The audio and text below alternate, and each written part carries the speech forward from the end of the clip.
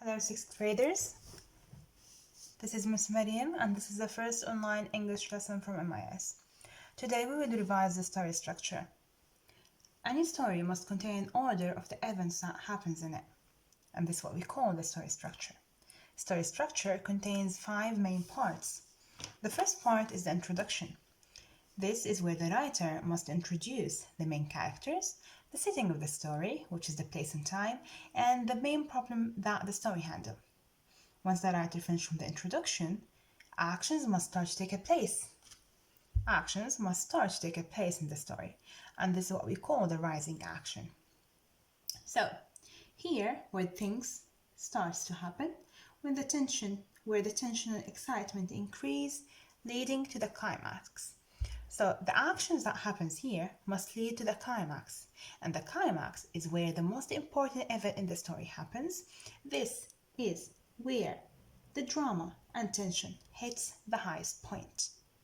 And then we have the falling action.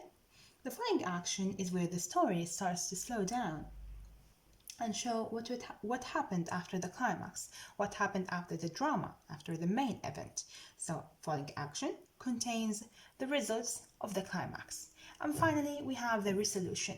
Resolution is the end or the conclusion of the story.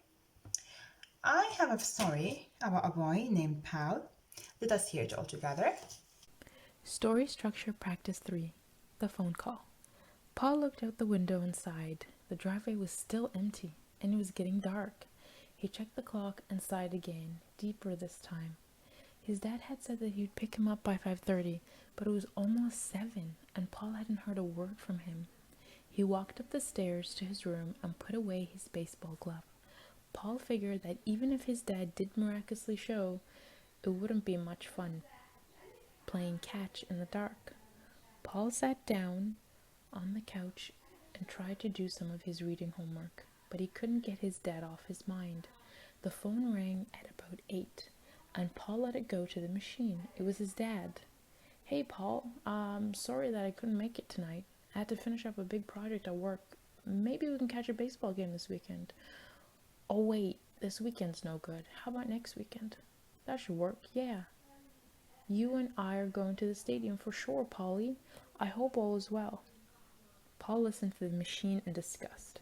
He knew his dad had a job in life, but he couldn't understand why he was always flaking on him. Paul thought to himself, couldn't someone else get one of these bad news speeches once in a while? Why does it always have to be me? Paul crashed on the couch with his book open to the first page and fell asleep. The next day at school, Paul didn't turn in his math or science homework. He failed a pop quiz in reading class. Paul's homeroom teacher, Mr. Matthews, noticed Paul's unusually poor performance and asked him to stay after class. Paul sort of murmured a response that sounded like, "Okay." When the bell rang, the children filed out. Paul huffed and waited with his head on his desk. Mr. Matthews pulled up a chair next to him. "What's up, Paul?" You're not doing your homework. You're not studying for test. And this isn't like you. Something must be bothering you. What is it?" Paul didn't want to tell him. He knew that if he started talking, a flood of emotions would pour out. He just wanted to be alone with his pain, so he sat there quietly, not even looking at Mr. Matthews. "Well, Paul, if you don't want to talk, I will. I know that something's bothering you, and you've got to get it out. You don't need to tell me, but you need to tell someone, or this thing is going to eat you up. Paul, you've got to feel your best, to do your best. The sooner you get this thing off your chest, the sooner you can heal." As Paul walked home from school, he reflected on the things Mr. Matthews had told him. Paul knew that he hadn't been himself recently. Maybe he stopped doing his work because he was looking for attention from his father. He hadn't really thought about it too much until now, but as he walked home that night, he realized that he wasn't just letting his dad spoil his plans, he was letting him spoil his life. Paul figured that Mr. Matthews was right. He couldn't do his best until he felt his best. He decided to take his advice and to talk to someone about it. That night when Paul got home from school, he called his dad. The call went to voicemail after ringing 7 or 8 times. Paul had heard his dad's answering machine message more times than he cared to remember, but things were different this time. When it ended, he would say what he really felt. The answering machine beeped, and Paul began talking. "Dad, it's Paul.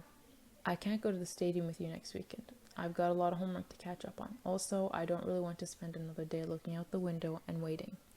When you break plans with me, Dad, it hurts me, and I'm sick of getting hurt.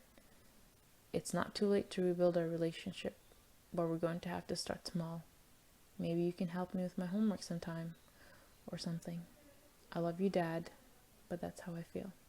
As Paul ended the call, he felt as though a tremendous burden had been lifted off his shoulders. He didn't know whether his dad would change. He didn't even think that he would. But it didn't matter. Paul had changed. He had expressed his feelings to the right person rather than just bottling them up and keeping them inside of himself. He had a clear head as he worked through his assignments that night. Okay, so this is a summary of the story. This part contains the introduction of the story. A boy named Paul waiting for his father to come home and play with him as he promised, but the father didn't show up as usual. Here, the writer introduced the main character, which is Paul, and introduced the problem of the story, which is Paul's father never keeps his promise to his son. And then, Paul feels down and performs poorly in school. This is the rising action. This is the action that leads to the climax. Because of his poor performance, Mr. Matthews, his teacher, decided to talk to him about expressing himself and letting the bad feelings go, and not to let the bad feelings affect him. So this is the climax. And then, as a result of the climax, Paul thinks about what Mr. Matthews told him and talks to his father. And the conclusion will be, or the resolution, the end of the story, Paul feels relieved and does his homework. On Viber, you'll find a link that contains the full story with a quiz. I encourage you to read the full story, do the quiz, and don't hesitate to share your quiz result on Viber. I'll be available from 5 to 7 o'clock to answer all of your questions. See you next time.